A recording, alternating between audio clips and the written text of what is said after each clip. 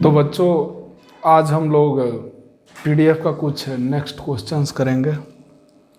आप स्क्रीन पर क्वेश्चन को देख रहे होंगे, जिसमें 10 नंबर क्वेश्चन तक आपका हो गया था।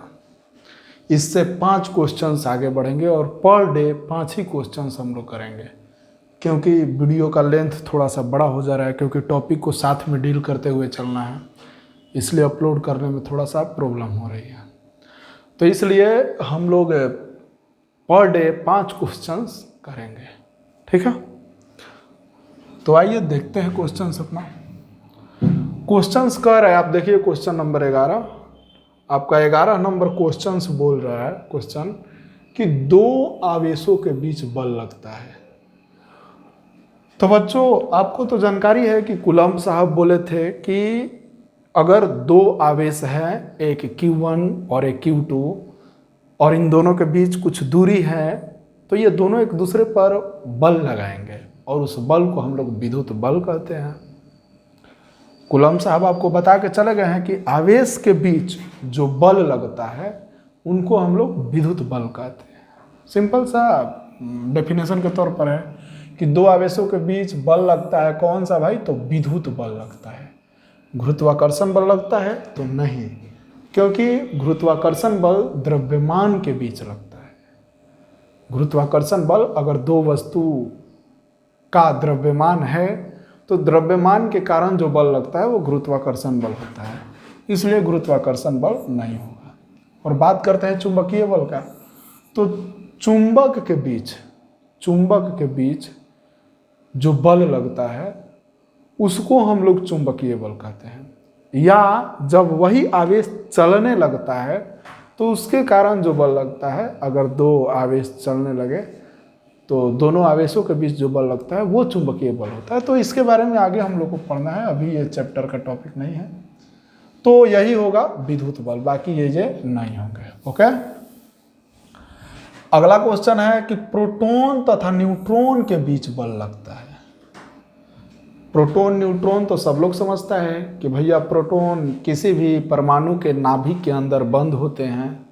प्रोटॉन पर धन आवेश होता है, न्यूट्रॉन पर आवेश शून्य होता है, लेकिन इलेक्ट्रॉन उसके चारों ओर गोल गोल घूमता है, जिस पे ऋण आवेश होता है।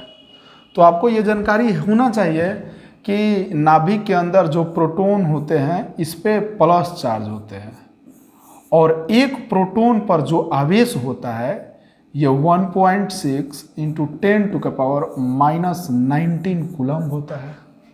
और जो न्यूट्रॉन होता है इस पे कोई चार्ज नहीं होता है, 0 चार्ज होते हैं, यानी इस पे कोई आवेश ही नहीं होता है, नो चार्ज। और चूंकि प्रोटॉन है, एक कण है, छोटा कण है, मूल कण है, तो उसका कुछ ना कुछ द्रव्यमान होगा। तो प्रोटॉन का द्रव्यमान होता है, कितना होता है? तो 1.6 × 10⁻⁻27 kg। वैसे ही न्यूट्रॉन भी एक मूल कण है, भले ही इस पे आवेश नहीं है, लेकिन न्यूट्रॉन है तो कुछ ना कुछ द्रव्यमान होता होगा ना जी। तो उस न्यूट्रॉन का भी द्रव्यमान होता है इतना ही, कितना? तो 1.6 × 10⁻⁻27 kg। तो यानी न्यूट्रॉन का भी द्रव्यमान होता है, प्रोटॉन का भी द्रव्यमान होता है, लेकिन प्रोटॉन पर आवेश होता है और न्यूट्रॉन पर नहीं होता है। तो जब दो कण हो और उन दोनों कण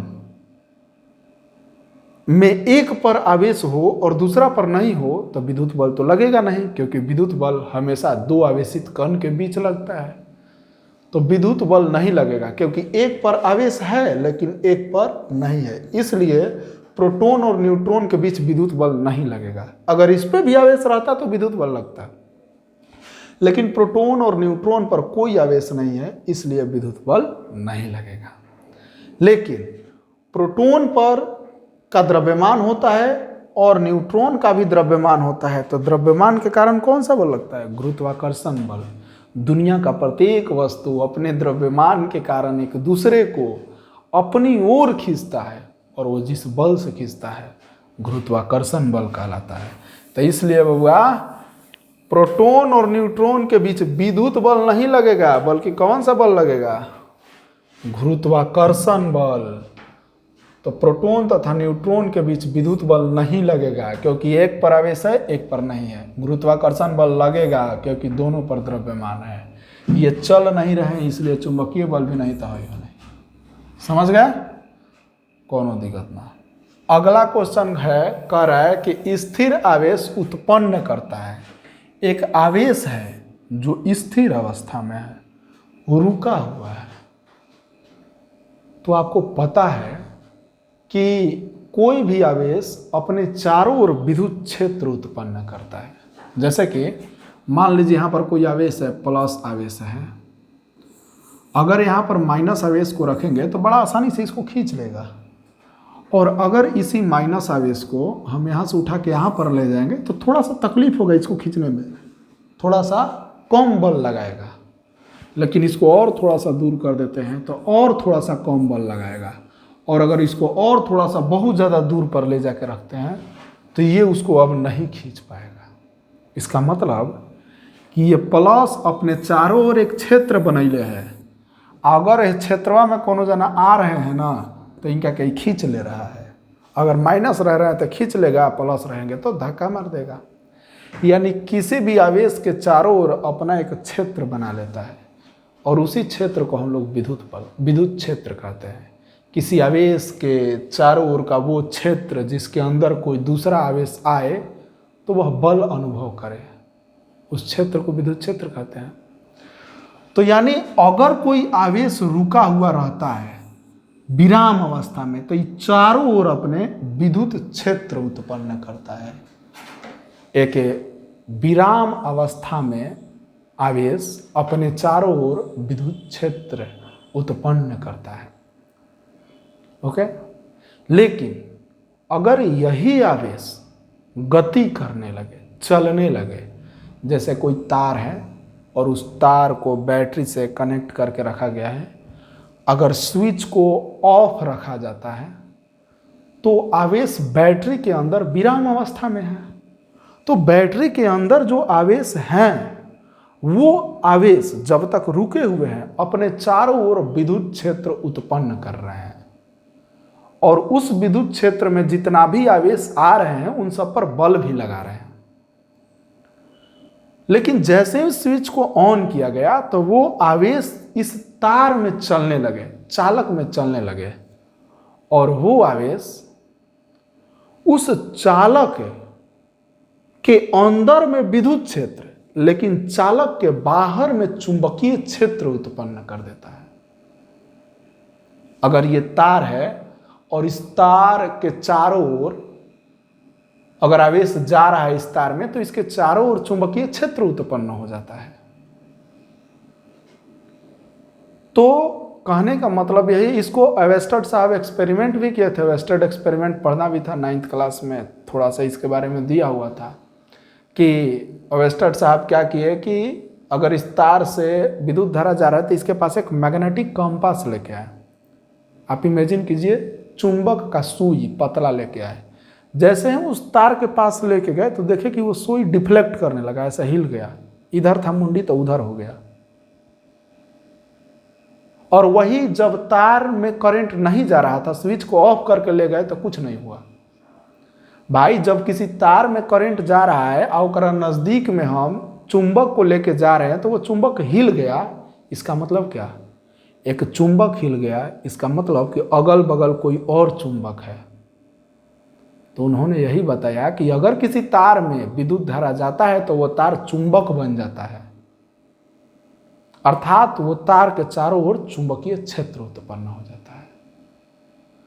तो आपको ये बात समझ जाना है कि अगर आवेश विराम अवस्था में है तो अपने चारों ओर विद्युत क्षेत्र उत्पन्न करता है, लेकिन वही आवेश चलने लगता है तो चालक के अंदर में विद्युत क्षेत्र लेकिन चालक के बाहर में चुंबकीय क्षेत्र उत्पन्न कर देता है। कोनो दिक्कत ना बचवा। तो देखिए, स्थिर आवेश उत्पन्न करता है। कह रहा है कि आवेश रुकल है, जब आवेश रुकल है तो विद्युत क्षेत्र उत्पन्न करेगा, चुंबकीय क्षेत्र उत्पन्न करेगा ना। तो ए तथा बी भी नहीं होगा, कोई क्षेत्र नहीं ना कोनो क्षेत्र तो उत्पन्न करबे करेगा। ए होगा बचवा।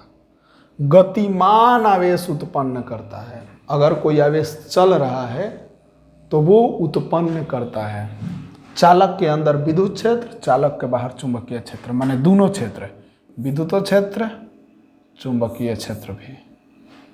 कोनो दिक्कत ना, कोनो दिक्कत ना। है बल है कहाँ से आ जाए, ए तथा बी है, दोनों होगा, डी होगा आंसर, ए तथा बी दोनों, कोनो दिक्कत ना। स्थिर विद्युतीय क्षेत्र होता है, स्थिर विद्युतीय क्षेत्र होता है, यानी कहने का सेंस है कि अगर स्थिर विद्युतीय क्षेत्र मतलब विद्युत तीव्रता, विद्युत तीव्रता को बारे में आपसे पूछ रहा है। विद्युत तीव्रता को आप समझते हैं? विद्युत तीव्रता आपसे पूछ रहा है कि विद्युत तीव्रता संरक्षी है कि असंरक्षी है, बताइए। विद्युत तीव्रता का मतलब वेक्टरी, और ये आपको बहुत अच्छा से पता है कि अगर कोई आवेश है, मान लीजिए यहाँ पर प्लस क्यू आवेश है, तो एक चारों ओर विद्युत क्षेत्र होगा, जाहिर सी बात है। अगर इस विद्युत क्षेत्र में कोई आवेश को रखेंगे, कोई भी आवेश को रखेंगे, 1 coulomb, 2 coulomb, 3 coulomb, 4 coulomb, 5 coulomb, तो ये आवेश उस पर विद्युत बल लगाने लगेगा। F बराबर 1/4 एप्सिलॉन नॉट Q1 Q2 बटे में R स्क्वायर। तो कहता है कि इस विद्युत क्षेत्र में जब किसी बिंदु पर परीक्षण आवेश को रखते हैं, परीक्षण आवेश मतलब समझ ही रहे हैं, ऐसा आवेश जो +1 कूलम के बराबर हो, ऐसा आवेशित कण जो +1 कूलम आवेश उस पर स्थित हो, उसे परीक्षण आवेश कहते हैं। सिंपल सा बात है। तो ये परीक्षण आवेश पर विद्युत बल लगाने लगेगा।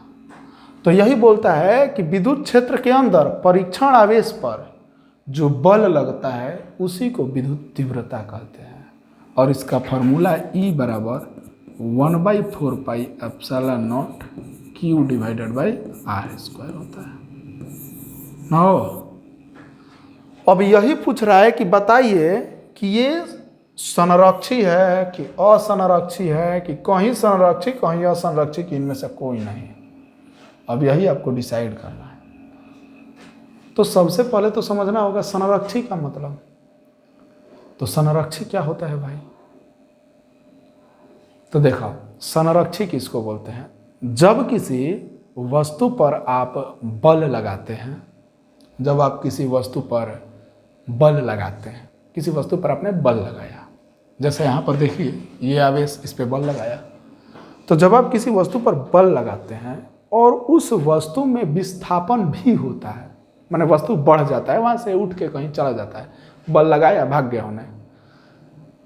तो अगर किसी वस्तु पर आप बल लगाते हैं और उस वस्तु में विस्थापन भी होता है, तो कहते हैं कि उस बल द्वारा वस्तु पर काम किया गया है। वर्क का डेफिनेशन होता है कि भैया इसको अगर हम थोड़ा सा मिटा ले तो थोड़ा सा संरक्षी और असंरक्षी का मतलब समझते हैं कि अगर ये कोई वस्तु है और हमने इस वस्तु पर बल लगाया, मान लीजिए F बल लगाया, तो भैया हो सकता है वस्तु चलेगा भी, नहीं भी चल सकता है। मान लीजिए वस्तु चलने लगा, तो चल के यहाँ से यहाँ तक आ गया, तो यहाँ से यहाँ तक आने में विस्थापन हुआ होगा। जहाँ से चलना प्रारंभ किया था, जहाँ पहुँच गया, इन दोनों के बीच के न्यूनतम दूरी को विस्थापन कहते हैं। मान लीजिए विस्थापन S हुआ, तो जब किसी वस्तु पर बल लगा और वस्तु में विस्थापन हुआ, तो कहते हैं कि काम किया गया है, काम किया गया है। यानी ये जो बल लगा है, यही बल इस वस्तु पर काम किया है, और वो काम कितना किया है? W बराबर Fs cos थीटा। ठीक बा? तो अगर किसी वस्तु पर बल लगता है, वस्तु में विस्थापन होता है, तो कहते हैं वस्तु पर काम किया गया है। और अगर यही काम रास्ता पर निर्भर नहीं करता है, यानी किसी वस्तु पर किया गया काम रास्ता पर निर्भर नहीं करता है, तो उस तरह बल को संरक्षी बल कहते हैं। अगर वही रास्ते पर निर्भर कर जाता है तो असंरक्षी बल कहते हैं।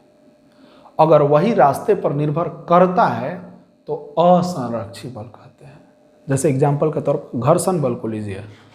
घर्षण बल तो भैया सतह पर निर्भर करता है, ना हो, हैजा है, ऊंच खाल है, चाहे कैसा भी है, तो घर्षण बल थोड़ा सा, सतह चिकना है चाहे सतह बढ़िया है, घर्षण बल कम लगेगा। जब घर्षण बल कम लगेगा तो काम भी कम होगा, कहे कि Fs cos थीटा फॉर्मूला है।